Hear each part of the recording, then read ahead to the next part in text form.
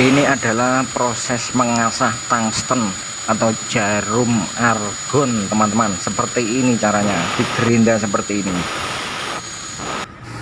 Dan ini jarumnya dimasukin ke dalam setang las.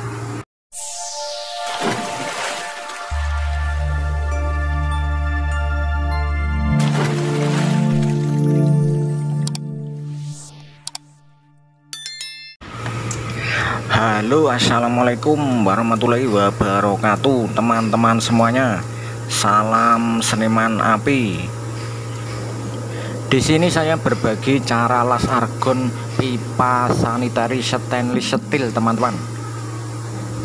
Pipa ini nanti digunakan untuk jalannya produk makanan dan minuman, teman-teman. Makanya pengelasannya menggunakan las argon. Karena las argon itu bersih, tidak ada kotorannya. Dan proses pengelasannya seperti ini. Dalamnya diinfus juga menggunakan gas argon agar hasilnya rata, tidak keriting. Proses pengelasan ini saya lakukan di luar ruangan, teman-teman, atau outdoor. Pengelasan argon di luar ruangan itu agak beda sama yang pengelasan di dalam ruangan ya, teman-teman.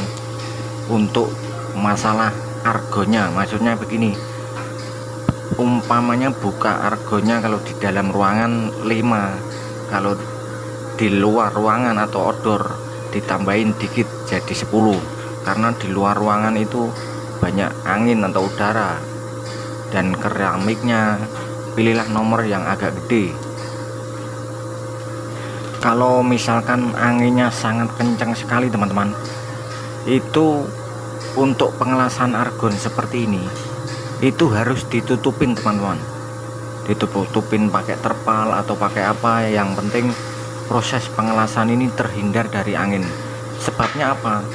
Karena las argon kalau kena angin itu keropos atau porosity, bintik-bintik seperti mata ikan, itu nanti akan terjadi kebocoran kalau keropos.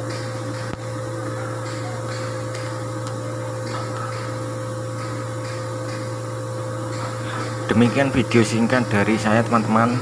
Terima kasih sudah menonton, dan jangan lupa yang baru menemukan channel ini, saya mohon tolong dibantu subscribe, like, komen, dan share. Terima kasih, matur suwun. Salam seniman api.